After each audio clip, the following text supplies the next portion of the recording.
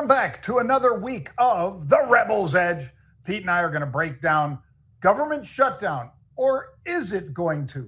It's tomorrow, folks. So we've only got one day to worry. That's today. And Pete and I will break it down for you on today's Rebel's Edge. Bang.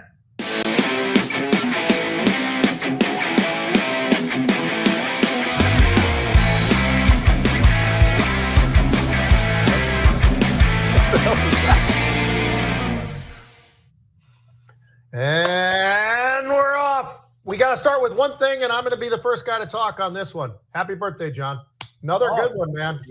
And let me tell you, not just because you're my brother, because because you're my brother, it doesn't matter. I can say anything I want, but I will say that you look freaking fantastic. You really do. John, I see guys my age, your age, all the time where I'm like, holy crap, does that guy look old? And you're not in that category. And I hope I'm not either. You're too kind, Pete. And I tweeted this out. I'll clean it up a little, but this is what Goggins sent to Rogan on Rogan's 54th birthday. This day, 54 years ago, you took your first breath.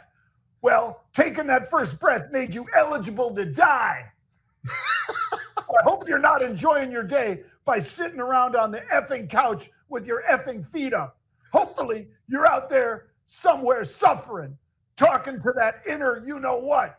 See, Joe, that inner you-know-what loves MFers' birthdays. Why? Because it makes you even more of a bitch, because you feel it's your special effing day. So we can just chill the F out. Most people wake up and just exist on this planet. So, Joe, if you haven't gotten the F after it, maybe you should. Happy birthday, mother F. Goggins, out. John, I was with them last Thursday when I wasn't able to do this. I was at this speaking thing with the Aspire Tour, and I've gotten to be friends with some of these guys. They asked me would I do it because they were right here in my backyard in Minnesota, and I'm like, yeah, man, I'll do it. That'd be great, And Goggins was the final guy. He's the closer, John, because by having him as your closer, that means no one's going to leave a seat until he gets up there and then goes through his thing. He's an amazing, amazing person, and he does drop a lot of swear words and all, but you know what? Who cares? I mean, you know what? That guy's unbelievable. He really is. He is a special human being. There ain't no doubt about that. Yeah, he is wound pretty damn tight. Yeah. And apparently has no pain threshold at all. It's all pain all the time. He doesn't care. I mean, when a guy tells the SEALs, we're not hard enough. We don't go hard enough. It's like you're telling the SEALs that they don't go hard enough. When you're a SEAL, you can do that. Nobody else has that right. But if you're a SEAL, and all the credit in the world to what that guy's done in his lifetime, John. I mean, a lot of people don't like him. Even some of the SEALs don't like him, but that's okay. Everybody's got opinions on everything. But you know what? You got to respect him. You got to respect him because that guy is, he's like a superhuman, man. He's next level, that's for sure. Yep. So David Goggins, thank you. Yep. And Pete, I was getting after it today in the gym at 6:30 with my workout partner, Alex. And we did another hour on the treadmill in addition to the lifting and stuff. And yeah, you got to do that. Otherwise, you go backwards. So John, you got to do forward. You got to do what I started in 1985. And start it now. In 1985, I started with every Jan 1, not my birthday, but January 1, I do measurements from my neck all the way down through my calves and blah, blah, blah, my weight, my height, where I am and everything. I'll tell you what, it's a cool way to see, am I doing enough to at least hold on? Or am I not? And I need to, catch up. So I've been the same measurements and weight and height for now about 12 or 14 years. So I'm happy about that, but it is a lot of work, man. It ain't free. It ain't free. Freedom ain't free. Right. Well, let me throw out one shout out, Pete, and I'll probably surprise you, but it's to our mutual friend, Guy Adami. Oh. Because he never communicates with me any other day of the year. But on my birthday, every year without fail, he says, John, hope you have a great day. Huh. That's it. That's all he says. And I can show you, Pete, the last 10 years of John, I hope you have a great day. John, I hope you have a great day. John, it's always the same. So on the one hand, it kind of feels like maybe that's what you send to everybody when it's their birthday. Well, and it also, John, how about the fact that, with phones, I mean, it's a hell of a lot easier. You remember back in the day, and we're both old enough to say it back in the day, but back in the day, you had to remember stuff like that, right? You had to remember John's birthday, Dave's birthday, Paul's birthday, my birthday. I mean, you got to know those dates. Now it's like the phone says, oh yeah, it's so-and-so's birthday today. So it's a little less impressive, but nice nonetheless. But of all the guys, Pete, on Fast Money and on Halftime Report, all the so-called hosts, all of the participants on those shows, he is the only one that ever reaches out, ever. I mean, if I happen to be on a Kudlow show with one of them, they'll acknowledge and so forth. But other than that, that's it. So anyway, just saying that. So Guy, thank you. At least you're the only one that ever reaches out. All right. Let's talk macro, Pete. Let's talk government shutdown. How much should we be worried? Not much. President was over at the Ryder Cup, the Ryder Cup, not plural, Ryder Cup. And Schumer and a bunch of people were complaining about it. And he said, hey, I told you, I'm not going to negotiate with you about giving a bunch of illegals health care and sending a bunch of money overseas. Nope, ain't going to happen. So if that's what you guys got to do to shut down the government, it's on you.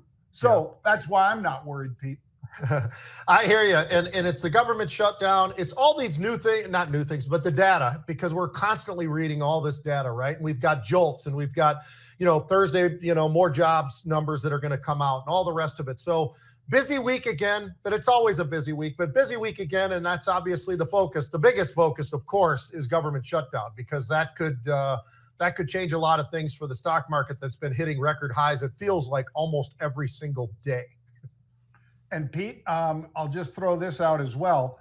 There's going to be about 100,000. And I thought that was a joke when I saw it, because somebody tweeted it out. 100,000 government employees are quitting tomorrow on the 30th, as it turns out. Well, it's the end of the month, of course, and the end of the quarter, because then we've got October, November, December. That's the fourth quarter. Apparently, an offer was made to a bunch of the deep state, government employees that, hey, you want to go? Go the heck out now. And you got to pay for it, of course, but then you don't have to pay them going forward. In other words, Pete, once they're gone, and they might get paid out for a year, but then it's going to save us, whatever they said, $28 billion every year to have a bunch of folks that basically just make life tougher rather than easier for the rest of us. And I'm not a big fan of just a whole bunch of deep state swamp people sitting around collecting checks. So adios. Adios, amigos. Well, let's talk about gold, Pete, because gold rockets above 3,800 again, and this time it holds it and is trading at the high of the day at about $3,855 to the ounce. Geopolitical tensions, government shutdown, but this thing has been off to the races. And if you've just been in Bitcoin instead of gold this year, Peter Schiff is laughing, and you can hear him from here in Puerto Rico, Pete. Well, the moves both out of gold and silver have been amazing. We've been talking about them almost every single week, at least, John, maybe a couple of times a week, actually, here at the Rebel's Edge. And it's, we've dubbed it the Burl Ives trade, because it is. It's silver, it's gold. And they have been absolutely ripping to the upside, continuing that ripping move to the upside as well. And as you mentioned, I mean, gold has gone to the next level, and it's absolutely incredible. And while we've been going through that, John, they've been moving to the upside. It's been basically almost flatlining now for give or take, call it almost a month. The volatility index. We have been sitting there, and I've been bringing it up every day. 15 to 16, that's where we are. Sure, we've hit 14 once or twice. Sure, we popped up to 20-ish or whatever, 19, whatever, and then pulled right back again, same day. So it's just interesting to me to see that the volatility index is holding right there. But be careful, because you go out to November, December, that's where we've seen a lot of call buying, the November call buying and December call buying. So it's those that are buying that, whoever that is, 50 Cent or whatever, seems to think that if it's a hedge, maybe it's a hedge. But if it's not a hedge, this is somebody who is looking for a pretty dramatic spike that could potentially happen as we get through the last quarter of the year. Well, let's dive into stocks, Pete. And we get to start right off with one where we had unusual option activity, MRUS, MERUS. The stock symbol is MRUS. And Bloomberg said earlier that they're in advanced talks with a big company out of Germany to acquire this Dutch biotech company whose main asset is a treatment for head and neck cancer, which, as you might imagine, is probably a pretty deadly thing.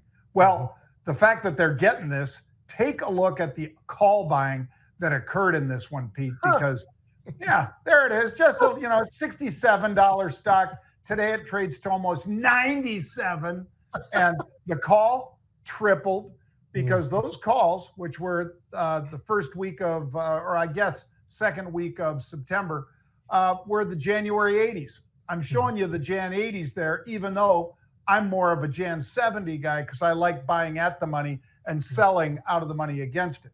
But these are January calls, Pete. And I don't know if anybody's going to come in and pay more, but the stock's up 36% today. And take a look at that chart that Jared just threw up there. Wow.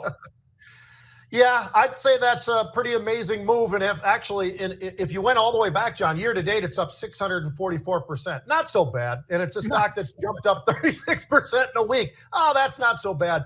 By the way, it's not a huge short interest, but there is some short interest there of about 5%. Now, that's not probably even affecting this. This is just the excitement that people have about this whole thing. Mid-stage trial data is what everybody's kind of looking at. You're talking about this cancer and the fact that it's an $8 billion deal, John. So who's part of this deal? Well, this one's got a heck of a lot of investment banks. Shocker, shocker, right? So you've got Bank of America, JP Morgan, Morgan Stanley, Citi.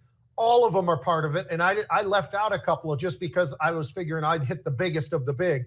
And they're all a part of this whole thing. $8 billion deal. We got another deal that's going to be a little bigger on as we get through this. But some of these deals, John, are just absolutely extraordinary. And if you don't think the investment banking companies or banks that are out there are killing it, then you're wrong, because they are. Yeah, truly they are, Pete. And speaking of killing it, this one, Moon Lake Immunotherapeutics, MLTX. When I saw this one, I had to rub my eyes this morning, Pete, and see if I was right, because it's down 90% today. It plunged after a late-stage trial result for a skin disease that they're trying to treat. It came out and the analysts just said, it was a $60 stock Friday, Pete. It's $6 today. It's down 90% in one session. I mean, RBC downgrade, Stifel down. Everybody was out there saying sold in this one. Yeah, unbelievable, really. I mean, and by the way, I'm going to give the shorts their props. There were some shorts in this one. They actually did pretty damn good on this one. So, there's that yin and the yang, right? I mean, they got young a little bit on the first one and a little yang on this one. I don't know, but it's pretty interesting to watch how this whole thing is unfolding in front of us, John. It was a $61 stock.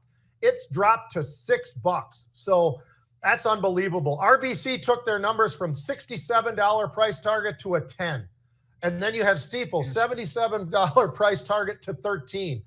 I don't know how helpful that is. I don't think it's that helpful at all when they have to make that kind of a dramatic move after the fact or whatever. But I would say maybe they were a little bit too giddy before, maybe. I mean, based upon what we're seeing here. But interesting to see this. The ratings also were getting cut. Late stage trials. If you're in late stage, and it's why we bring this up all the time, John, when you're in phase 3, you ain't there yet. You still got another step that you've got to take. And, that's the reality of all this. And this is a late stage issue that they fell short. So It all looked good, right? We're going to go commercial. We're going to be able to put this thing out there. Nope, not going to happen. And at least it's not going to happen now, or when, we don't know. But they said not going to happen. And I'm going to say, you know what? That's why this is always a dangerous game with biotechs, because you just don't know when they might stumble or when they might get that approval that everybody's looking for. Right. And, you know, I know in a true hedge fund world, Pete, people wouldn't just be short in the example of MRUS, and they wouldn't just be short in Moon Lake. They'd probably have a little bit of balance, and maybe the smart ones bought puts rather than getting carved up in MRUS. And in this one, in Moon Lake, how much better would they have done? You know, what would that have been, Pete? A 50-to-1 return or something like that, if you were in puts instead of just shorting the stock. Remember, it's not an option to just trade stock. All right, let's move on to EA, Pete, because this is another one with unusual activity. Now, EA was $170 last Friday at about half an hour before the end of the day. And then, whoosh, it starts running to the upside. It closes almost 193, Pete, on Friday. And why? Well, rumors, I suppose. The rumors came true. And indeed, Silver Lake, Affinity Partners, a public investment firm from, I think, Saudi or something, Pete, are all getting together, and they're going to have a big party and say, yep, we're taking it private, $55 billion deal. Well, the stock ain't 170 anymore, and it has moved up, I guess, about 26% since Friday at a half an hour before the close, Pete. That's one of those that you kind of go, you think somebody knew going into the weekend? Maybe. Somebody might have, John. They're talking about a $210 a share deal, right? And as you mentioned, $55 billion. So where am I going? Same place I did at number one. They've got the investment banks. This one, there were two, Goldman Sachs and JP Morgan. How they doing, John? With a $55 billion deal that they helped with this consortium of different companies. So it's very complex, obviously, when you've got all these different companies as a part of this whole thing. But EA, the rumors were out there on Friday, and holy smokes, look at the results for today. Absolutely extraordinary, but I still want to just keep on pounding the table. For anybody who doesn't think that the investment banking companies are doing pretty well, I'd say it's actually more than pretty well. I'd say those guys are doing really well. We'll find out at the next time we have the earnings, John, as we will, and not too long from now. But I'll tell you what, it's got to be just huge numbers right now from that particular part of the whole banking system. Yeah, and folks, when the average turnover is 8,300 calls for the last 30 days, and it trades 37,000 on Friday, a lot of that, and I mean a lot of that, coming in the final hour of trading, kind of things that make you go, And, you know, it happens every day, folks. We don't know if it's insider trading. We sometimes suspect that it might be. But again, I'm not accusing anybody, certainly not accusing Morgan or Goldman, Pete. But I think some of the other parties involved may have been a little chatty. We'll have to see. So mark that one on your calendar, folks. And if 2 months from now you hear that the SEC charged somebody with some insider trading, don't be surprised. But you could follow it with us. And if you're following it, you're not getting charged, because the other guys may have known something. All we saw was the activity. Right. All right. One more, Pete, real quick. Western Digital. Everybody likes the outlook for Western Digital, and it's about time. WDC, I know you know all these firms, Pete. Morgan, this is a top pick of theirs, and Bank America. Tell us a little bit maybe about what you think about WDC and this 9% rally today. Yeah, you know, it's all about the hard drives, right? I mean, that's the next thing. And every day, John, there's something else in the whole world of AI and data centers, and you just bring up whatever, cloud, you know, the whole thing. And when you look at it, you look at WDC and you look at Seagate, and those are the names that were specifically talked about here in terms of They went from a $168, 168 was the target for Seagate. Well, now it's 265. Wow is the only word I can come up with. Wow. WDC, $99. Now they're at 171. So do they expect this to be an area where folks are going to be just going, holy crap, look at this run? I don't know that the run's even left. They have more room potentially to run. Clearly, when you look at these numbers, right? So whether it's WDC, which is the top pick for Bank of America, John, in this category, pretty amazing. I mean, it really is amazing to see what they're looking at here. And it's something that we talk about all the time, these different levels of the semiconductor world. By the way, the SMH seems to have been doing pretty well today, too. I just might throw that in there on top of it. So a lot going on in a positive way, but Western Dig right now stands tall. Yep. Very, very tall, Pete. All right. Well, I know you guys are big fans of these videos that we find, and I got one for you that I know Pete and Jared are going to love. They haven't even hardly had time to see it, but this is why you don't do this crap, folks. And this is why if Pete was on the team, Pete might have taken this guy out, because this is worse than that guy Hudson, the offensive tackle, Pete, for the Jets the Giants rather, that kept jumping off sides or doing personal fouls and all the rest. This is almost as bad, but you're going to celebrate before you cross the line and then do something else. A man sells so hard, he cost his team the game not once, but twice. This is Colts receiver Adonai Mitchell, and he just had maybe the worst day ever for a wide receiver. Why do these guys do it? Because they've watched other idiots do it, and they should have learned, not mimic what they did, right? Yep. Look at this. I mean, obviously a lot of skill, turns it around, gets all the way to the goal line, scores, or does he, Pete? Or does he? Because let's take a look in slow-mo, shall we? Oh, my goodness. Yep. These are... Okay, so he's running by these guys, and then he starts to hold up the ball, but watch. He loses control of the ball before he crosses the goal line. It's gone. Still got the game tied with the ball with just over 2 minutes to go in the game. So they hand the ball to Jonathan Taylor for the go-ahead score. Watch this. And Taylor freaking takes off, Steve. Yep. Great player. Taylor runs 53 yards for the go-ahead touchdown, and the Colts lead 27-20, and they're going to win the game, right? Wrong. Here's Adonai Mitchell right here, and guess what he does on this play? Instead of blocking the defender normally, he takes him by the jersey and pulls him down to the ground. A flag was thrown, it was called back, and the Colts never scored. And take a guess at what happened from there. The Colts had to punt. Undefeated. The Rams scored on the next drive and won the game 27-20. So this man ended up costing his team 2 touchdowns in a game they only lost by 7. It's amazing, John. When stuff like that happens, you just feel bad for the guy that he's that dumb. It's not that you feel bad for the guy for any other reason, but just to be that arrogant, that stupid, get into the end zone. You know, Lou Holtz, who I was lucky enough to play for, I was his only 2-year captain ever in college football.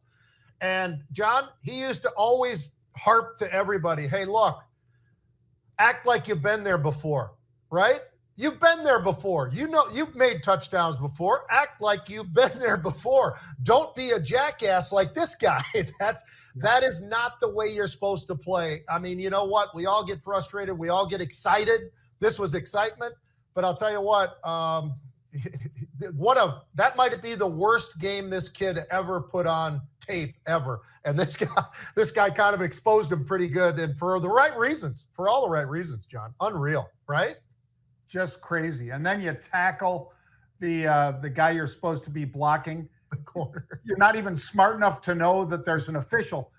Folks, check me on this. There is an official right there. Because where are the officials? Where do they line up? One lines up behind the quarterback, right, Pete?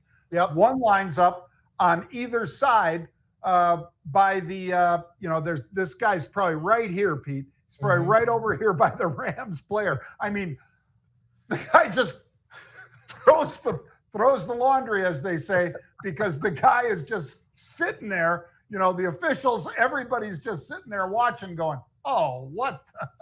And meanwhile, Taylor, I mean, think if you're Taylor. First of all, that's all part of your contracts, everything else, but even forget all that. Just the fact that he busts through, he spins, he turns, he does all this great stuff, and there's a flag on the field because this guy decided to tackle this guy and put him on, helmet first into the turf. That doesn't seem like such a great idea. All right, you ready for a little bit of football, John? I'm ready for sure. All right, college football. I find it so intriguing this year, more so than I have, John, because yes, there's all the usual suspects, right? We talk about money, we talk about recruiting, we talk about NIL, all these different things, the portal. You got Ohio State, they look great. You got Oregon, they look fantastic, went to Penn State on a whiteout and won the football game. And in many ways, I think they dominated the game, but Penn State came back in the second half. They did a good job. They didn't just roll over. Texas, Alabama, Georgia, right?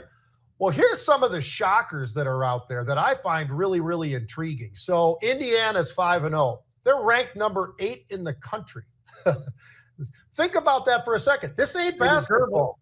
This ain't basketball. This is football, and this is the second year of seeing Indiana become a powerhouse, and it's amazing. And be undefeated until they go see, either Penn State or Ohio State.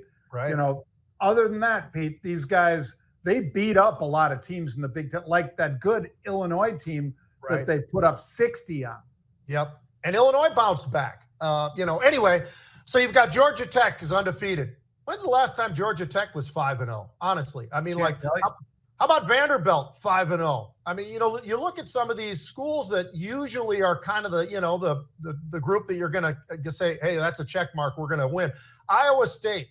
I'll tell you what, that coach, Matt Campbell, John, he used to be the head coach at Toledo. I did a couple of those games for ESPN when he was the coach there.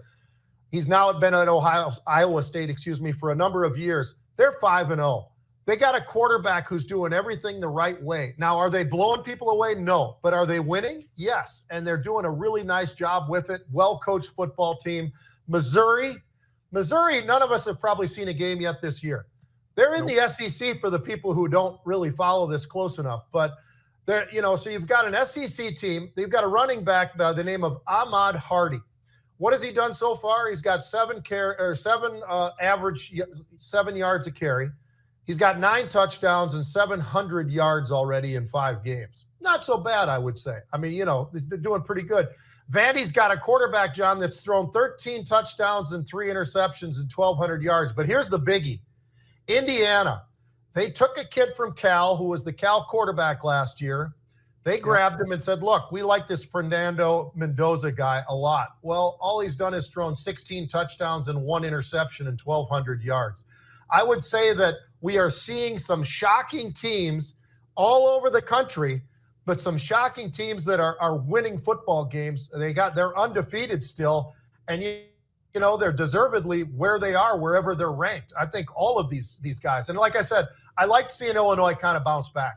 I like Bielema. There's just something about that guy. Is he a prick? Yeah, he's a full-on prick. I know him pretty well, but he's a badass. He knows how to coach. I don't know what happened in that Indiana game last week, but whatever it was, they flushed that out, and Illinois is back again. So some really fun football, some real big shockers. Was there anybody who really just stunned you when you were like, they did what in college football last week? Well, I think you and I, when we talked about who were some of the sleepers, Pete, one that we both mentioned was Missouri. Yeah. Because when they're playing at home, those guys are a terror. And they have moved their game up dramatically, not just in the last 2 years, but probably in the last 10, to where you do not want these guys on the schedule. If you could please not have them on the schedule, you'd appreciate it, because this is a team that is, capable of being 11-2 every single year. Now, do they do it all the time? No. Football's kind of an oblong thing.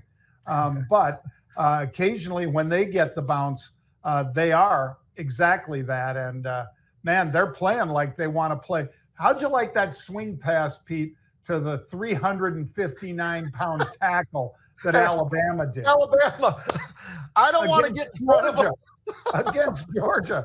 They basically put him out there, and everybody's like, okay, watch the big man. And then they put a couple guys in motion to where all of a sudden they had to pay attention to those guys, the speedsters, and they just threw him the ball, and he barely got a block downfield. He just ran through people on his way to almost scored, Pete.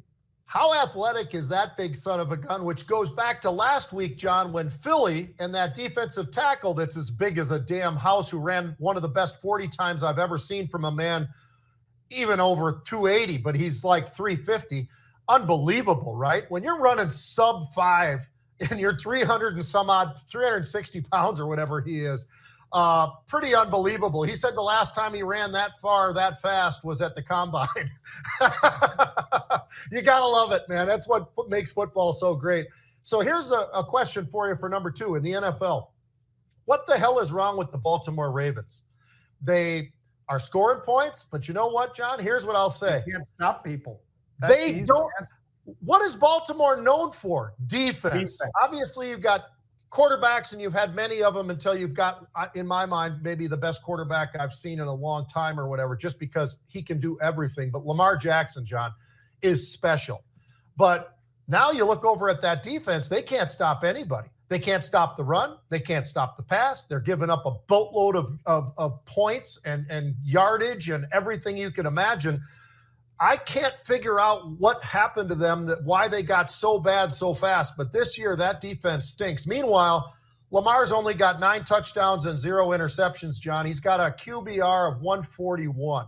I mean, this guy is playing at a level like nobody right now, I think. Except, I will throw in there, Jared Goff.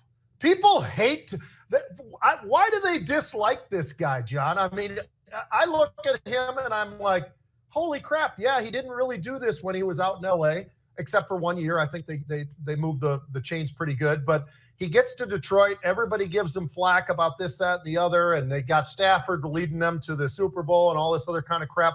Meanwhile, he's probably, over the last 2 years, maybe the best quarterback when you look at all the different elements of what he's brought to the game. So I think he's special, and I'll even throw out a shout-out to your old team, the Chicago Bears.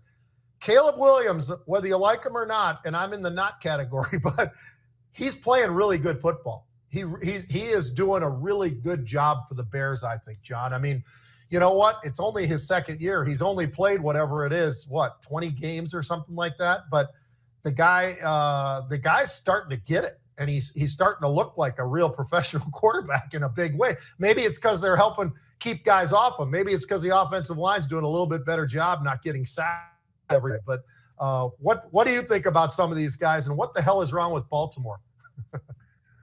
Well, Baltimore, they always had, Pete, as we both know, a couple big Samoans or Tungans who are just natural born, run stoppers. Yeah. And you can't move them out of there. And then if you have a linebacker cutting off their butt, meaning, cutting right, cutting left, as that big guy just launches himself into 2 people that it takes to hold him back. That was, I think, one of the things that used to really separate them from the other teams. And obviously Harbaugh is a defensive-minded coach, so he has to be just pulling his hair out over this, Pete.